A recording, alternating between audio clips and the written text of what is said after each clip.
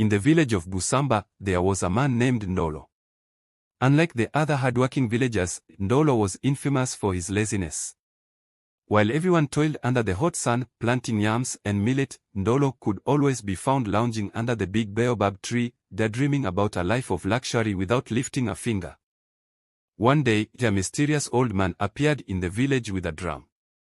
He announced that anyone who could beat his drum all day without stopping would be granted a life of endless wealth and comfort. Ndolo's eyes sparkled at the thought of an easy life. How hard could it be to beat a drum? So he eagerly volunteered. Ndolo began drumming with enthusiasm, reimagining the riches that awaited him. The first few hours were easy, but as the sun climbed higher, Ndolo's arms grew tired. However, every time he tried to stop, the drum seemed to beat itself, forcing him to continue. The harder he tried to stop, the louder and faster the drum beat. As night fell, Ndolo was exhausted, but the drum wouldn't let him rest.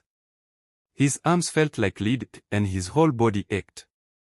He pleaded with the old man to let him stop, but the old man simply smiled and said, "You wanted the riches, did you not?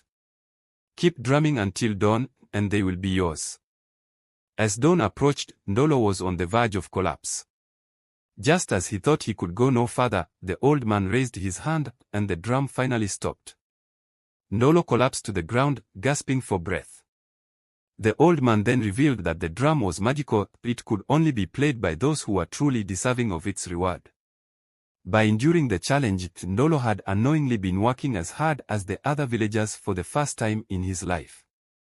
The old man then laughed and said, "Ndolo, your hard work has finally paid off. But the riches you receive are not gold or jewels. Instead, it's the lesson that nothing worthwhile comes without effort. From this day forward, you'll work hard just like everyone else, for you've learned the value of it."